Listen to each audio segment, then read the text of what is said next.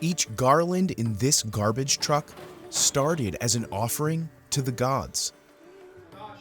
After they're used in worship, tons of them get dumped into rivers or the sea every day, alongside other religious leftovers, like idols, immersed in waterways at yearly festivals.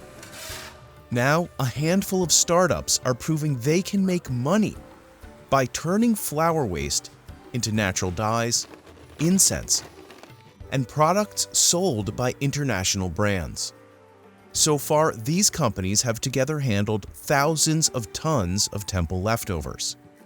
Can this upcycling keep rivers clean while respecting an ancient practice? We went to India to see how entrepreneurs are cashing in on sacred flowers.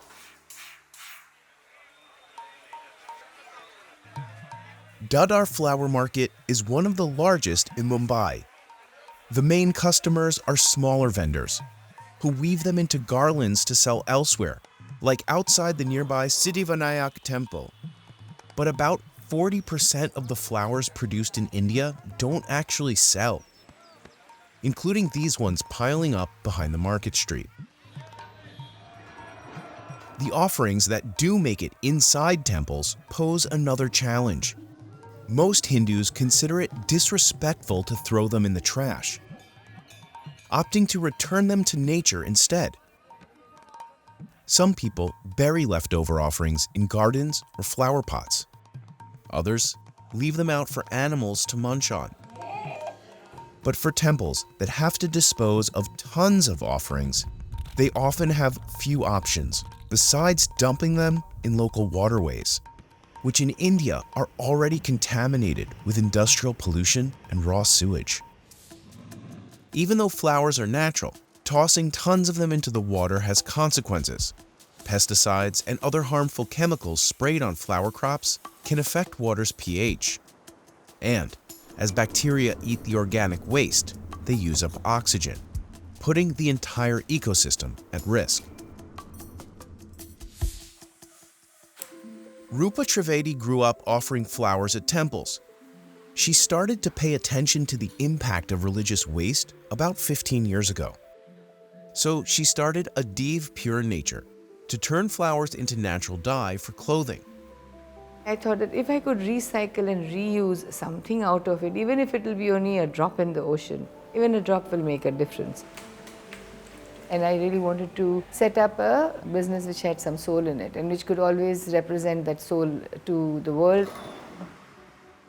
Ulhas, one of Rupa's employees, is stationed outside the temple for a few hours every day. He disassembles garlands and sorts the flowers by color. Twice per week, another worker, Chiman, travels 15 kilometers each way to collect used offerings. The temple parts with the flowers for free, but Rupa says paying workers to sort and collect temple offerings actually costs more than buying new flowers for her fabrics. It is definitely more expensive. The purpose is that they are temple blessings that are recycled. And so there is a definite meaning to the flowers here. At the workshop in Mumbai, workers unload the hall. They separate petals from the stems by hand. So the marigolds are segregated and they are converted into petals and then it's kept for drying. Marigolds are one of the most popular flowers. In Hinduism, they're said to be beloved by many different deities. Each flower has several meanings.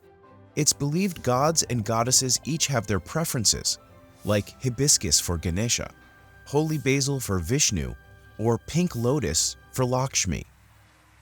A Dev's process uses a combination of fresh and dried petals, which workers lay here to dry out. Meanwhile, others take on the more technical task of preparing the fabrics. The dyeing team weighs the material and calculates the rest of the recipe. They measure out other ingredients that help color attach to fibers, and then add it all to hot water. Once it reaches about 60 degrees Celsius or 140 degrees Fahrenheit, it's ready. The dyers lay out the damp fabric and begin applying petals. This is the core technique that we've come up with, which is called the eco print.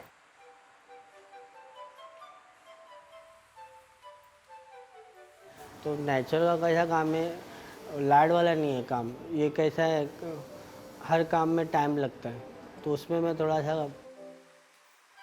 This steamer helps the natural pigment transfer to the fabric. Mukhtar and Tabassum have each worked here for more than a decade. अभी काम तो हम लोग ही आगाज़ किए जहाँ तक कि, तो काफ़ी प्यार हो गए काम से, ऐसा नहीं कि नहीं, तो हम लोग ही पूरा स्टाइल, जितने भी टेक्सचर वगैरह. अच्छा लगता है, अच्छा है, सब लोग अच्छे हैं और मैडम है, मुख्तार है, ये लोग सब मतलब एक परिवार के हिसाब से, इसलिए मैं इतना टाइम यहाँ पे टिकी भी, रुक गई. एक तो भगवान का फूल होता है काफ़ी, और वो फिर लोगों के पैर वगैरह में नहीं आए, तो कुछ अच्छे काम में यूज़ हो रहा है. The team washes the fabric in water and hangs it on a line to dry. Some natural dyes have unexpected results, like red roses, which can actually turn fabric blue with the right techniques. And every time I've showed this as a scarf to anyone, they are just kind of flabbergasted that how can you get this red roses be this color. These roses mainly come from the Haji Ali Mosque, where they were used as decorations.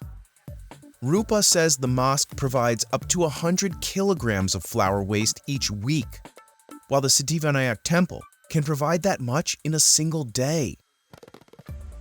Adiv used to send its petals to a local composter, but the pandemic put a pause on that. We have no option but to throw them away, and I am hoping that maybe very shortly we'll be able to do what we were doing before.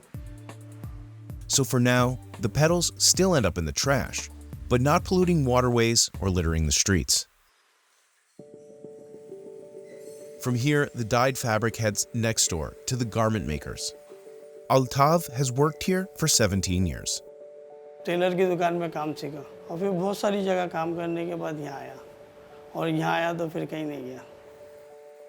मैं बताया मैं आज अभी Taylor था, अगर वो नहीं मेरे को उस दिन वो बोली होती, एक्चुअली आप मानेंगे नहीं, मैं रियल बोल रहा हूँ, संडे भी ना बहुत घर पे कटता नहीं है, काम पे आने की ऐसे होती है, हम लोग छुट्टी नहीं करते. Rupa says hiring people who might have trouble finding work was one of her main goals when starting the business. I believe that each of us have an artistic quality in us. It is inherently there, whether dormant or completely alive. Altogether, Adiv processes about 40 metric tons of petals from the nearby mosque and temple each year, not counting the stems, plastic bits, and other stuff they can't use. But that's still less than half of the flower waste those places of worship produce. Adiv isn't the only business taking on India's religious leftovers. Ankit Agarwal founded Fool, which is the Hindi word for flower, in 2017. The company turns flower waste into incense. When I decided to quit my job and come back to Kanpur, the reaction of the people I knew was, I have gone bonkers, that I want to leave a job as an automation scientist and work with temple flowers. Fool's process also starts with collecting from temples, followed by sorting, depettaling, and drying. Once the petals are dry, the team grinds them into a fine powder. It's mixed by hand with water and essential oils until it reaches a clay-like texture. Then, it's time to roll. Workers dip their fingers into the flour powder while rolling to create an even thickness. The company employs more than 700 women. Many of them used to work as waste scavengers. We have been able to provide them with health benefits, insurances, retirement benefits, and even a busing service. The team lets the sticks dry before dipping them again in essential oils. Each worker can produce over 500 incense sticks in an hour. Ankit says that in the beginning, temples were reluctant to hand over the sacred flower waste. So there's this line in the Hindu Aarti which says, Tera tujhko arpan, which basically means what belongs to the gods goes back to the gods. So this is how I used to like convince them that these flowers don't belong to you or me, they belong to the gods. They've also started making vegan leather and a plastic foam alternative from the offerings. Another company called Help Us Green makes incense and fragrances from flower waste. All these flowers are converted into incense sticks and holy colors with the help of rural women, thereby empowering them and providing a better livelihood for their next generation. Ultimately, flower waste is widespread. The United States imports over 1 billion short-lived blooms each year just for Valentine's Day. In India, flower recycling is on the rise, and these 3 startups handle thousands of tons of the waste annually. Over time, that can make a real dent in the 2 million tons of loose flowers the country produces each year. Meanwhile, other religious rituals have an impact too. At annual ceremonies, believers submerge idols representing Hindu deities in water. Afterwards, cleanup crews fish some statues out of the water. But it's difficult to get them all. Those made of clay will dissolve, but some are made of plaster, which sticks around for years. They can kill fish and plants, and even block the natural flow of water. The good news is that awareness of these impacts is on the rise, and some people are adapting by submerging idols in tanks of water that are easier to clean up. Rupa says that even though she no longer practices these rituals herself, she still sees the beauty in them. Any human who's going in to offer these offerings to the gods is going with the purest of his heart. One environmental educator said with increased awareness, people will modify their rituals. Hindus and nature go hand in hand. Faith teaches us to respect, to protect the environment. You can't ask someone to stop doing a practice which he or she has been doing for generations. What we can do is make an economy around it so that everyone benefits. Meanwhile, Indian waterways face even more pressing problems. Only about 1/3 of India's urban homes are connected to a sewer system.